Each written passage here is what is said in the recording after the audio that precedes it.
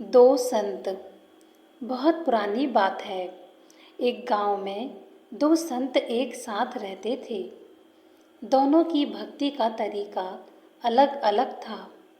एक संत दिन भर तपस्या और मंत्र जाप करते रहता था, जबकि दूसरा संत रोज सुबह शाम पहले भगवान को भोग लगाता और फिर खुद भोजन करता था। एक दिन दोनों के बीच झगड़ा होने लगा कि बड़ा संत कौन है।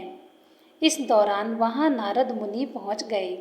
नारद ने दोनों संतों से पूछा कि किस बात के लिए यह लड़ाई कर रहे हो। संतों ने बताया कि हम यह तय नहीं कर पा रहे हैं कि दोनों में बड़ा संत कौन है। नारद ने कहा कि यह तो छोटी सी बात है, इसका फैसला तो मैं कल दूंगा। अगले दिन नारद मुनि ने मंदिर में दोनों संतों की जगह के पास हीरे की एक एक अंगूठी रख दी।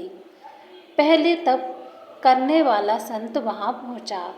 उसने एक अंगूठी देखी और चुपचाप उसे अपने आसन के नीचे छुपाकर मंत्र जाप करने लगा। कुछ देर में दूसरा संत भगवान को भोग लगाने पहुंचा। उसने भी हीरे की अंगूठी देखी, लेकिन उसने अंगूठी की ओर ध्यान नहीं दिया। भगवान को भोग लगाया और खाना खाने लगा। उसने अंगूठी नहीं उठाई। उसके मन में लालच नहीं जगा, क्योंकि उसे भरोसा था कि भगवान रोज उसके लिए खाने की व्यवस्था जरूर करेंगे। कुछ देर बाद वहां नारद जी आ गए। दोनों संतों ने पूछा कि अब आप बताइए कि हम दोनों में बड़ा संत कौन है। नारद ने तपस्या करने वाले संत को खड़े होने के लिए कहा। जैसे ही वह संत खड़ा हुआ तो उसके आसन के नीचे छिपी हुई अंगूठी दिख गई। नारद मुनि ने उससे कहा कि तुम दोनों में भोग लगाकर खाने वाला संत बड़ा है।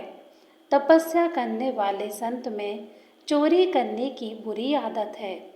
उसने भक्ति के समय में भी चोरी करने से संकोच नहीं किया, जबकि भोग लगाने वाले संत ने अंगूठी की ओर ध्यान तक नहीं दिया। इस कारण से वही सबसे बड़ा संत है। इस कहानी से हमें यह सीख मिलती है कि भक्ति तभी सफल होती है जब भक्त के मन में बुरे विचार ना हो, भक्त बुरे काम ना करे। भक्ति के विचार पवित्र हैं और जो बुरे कर्मों से दूर रहता है, सिर्फ उसे ही भगवान की कृपा मिलती है और वही सबसे बड़ा संत है।